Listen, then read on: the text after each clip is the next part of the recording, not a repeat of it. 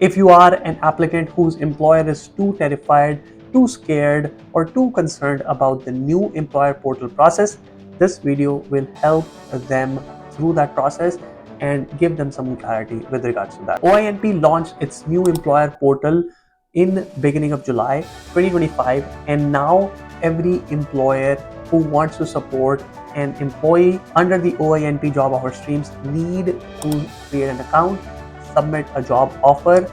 Only then can an applicant create an expression of interest. And once the applicant receives an ITA through the same portal, the employer needs to do some further steps to again apply for approval of the job offer, as well as help the applicant apply for their PNP nomination. With these changes come the uncertainty about what the new process is, how to navigate the account, how to create the employer profile, and how to submit a job offer. This is what we are going to talk about in this video. So stay tuned until the end of this video. Welcome back to the channel, guys. My name is Dhruv. I'm a regulated Canadian immigration consultant. At our firm FHCN, we assist all prospective immigrants with their immigration to Canada. If you are an aspirant, you need assistance, here is our contact information. Feel free to contact us and we would be happy to assist. If you would like to talk to me or any other RCIC in our firm, you can book an appointment. The link to book an appointment is in the description of the video. Now, going into the details about the OINP employer portal and how it is set up, how to create the employer profile, and how to submit a job offer. Before we go into all those things, let's quickly take a minute to answer the comment of the video. This question comes on our next CEC draw short video about predicting the next CEC draw. And the question is, when do you think will be the next OINP express entry draw?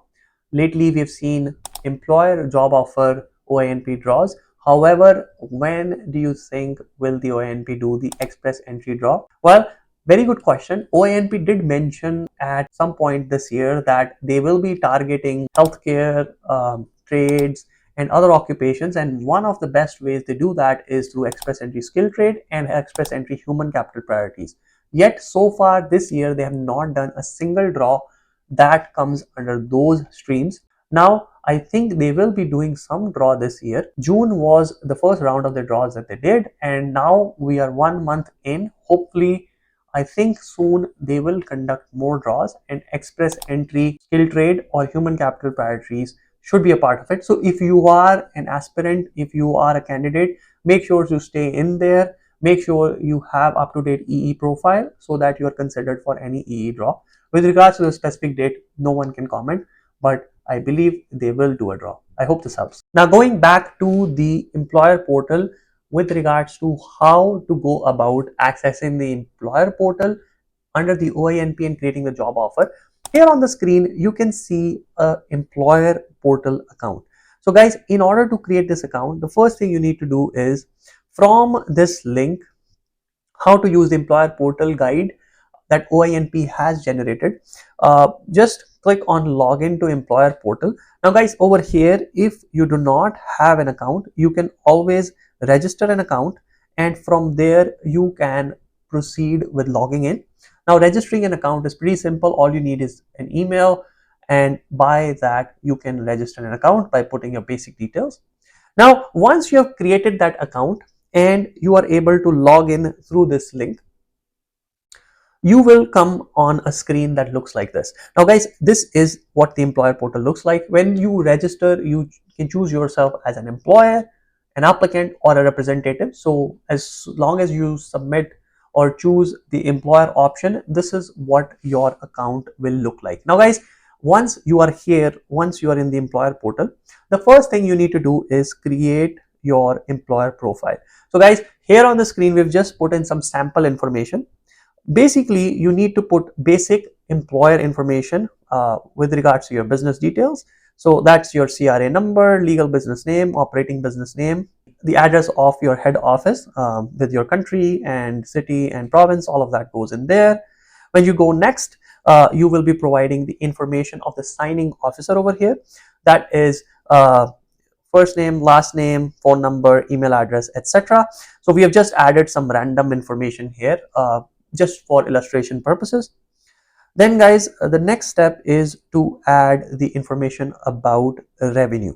Now here you need to basically tell about the corporation, and this is where you add the date of establishment. So we just add 01/01/2010, for example. This is the legal structure. If you are incorporated in Ontario, you will select that. If you are incorporated federally, you'll select something else, right? This one is the one for federally incorporated companies. Registration number 1234567 8. This is just a sample. You put your number from the certificate of incorporation that you have.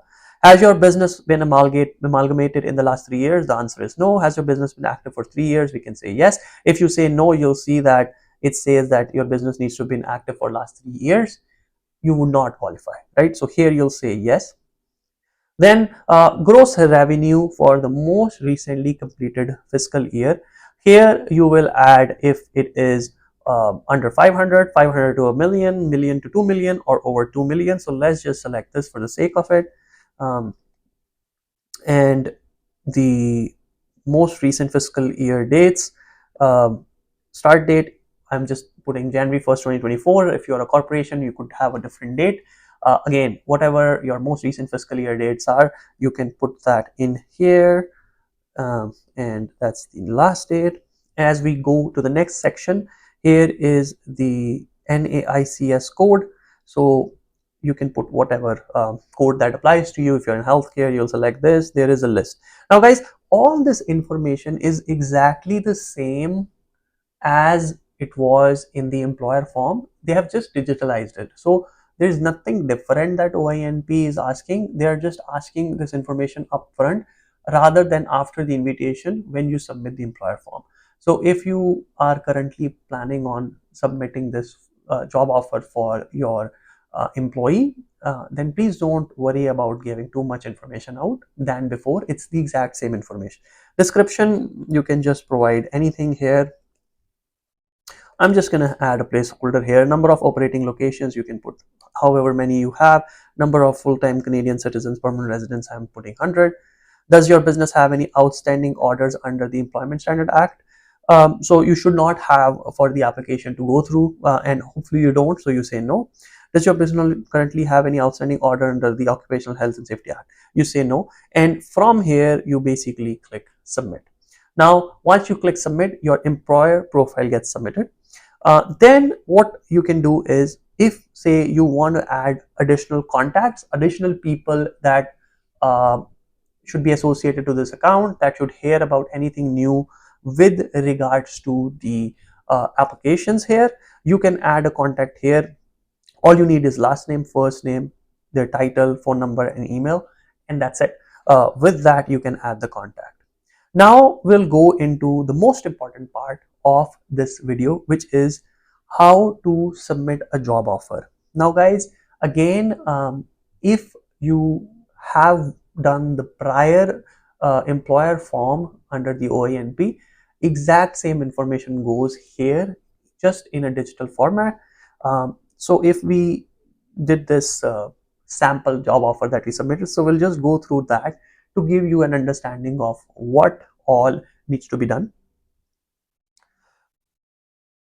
So while this loads, I'll basically tell you that with regards to this section, you need to mention information about the stream that you want your application to be processed under, or the stream under which you're offering the job. So either it's one of the three: international student, foreign worker, and the in-demand skill stream.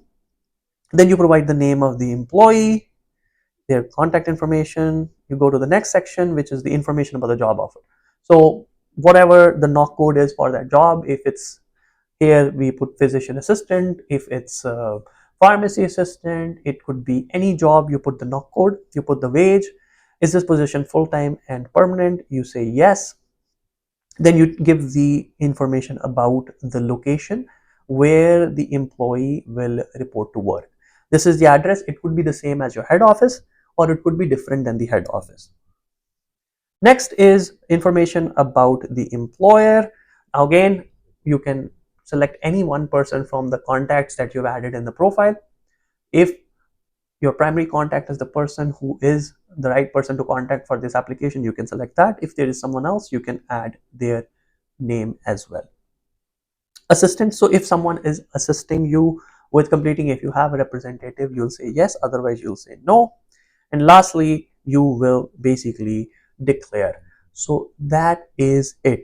There's not much else you need to provide. All you need to provide is the information of the worker, their knock code, their wages, and you submit.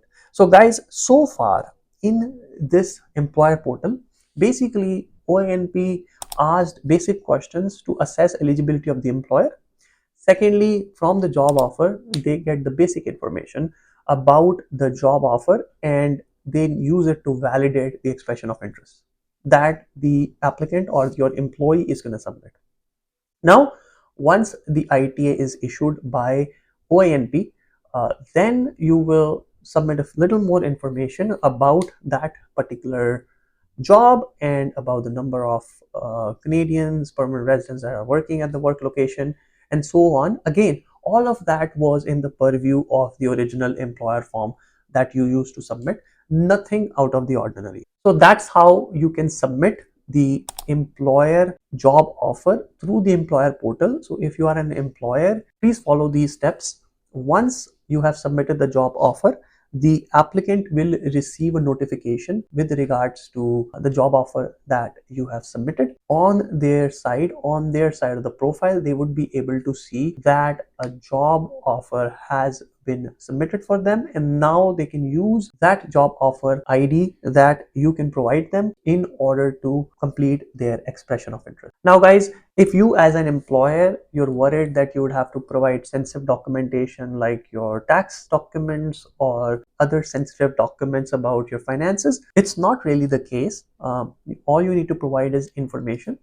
Of course, OINP may ask that in the future, but you don't have to submit anything like that. The entire process is same as before. So that's it for this video, guys. In summary, wanted to show you the procedure to submit a job offer via the employer portal under the OINP. And with these fresh changes, if you are an employer, you can follow these instructions to create job offer for your employees. If you are an employee, you can help your employer by following these instructions in order to create a job offer in order to help you out. That's it for this video, guys. If you like this video, please hit the like button, subscribe to the channel, and hit that bell icon so you are notified about any new video that we upload. Thanks a lot for tuning in, guys, and I'll see you in the next video.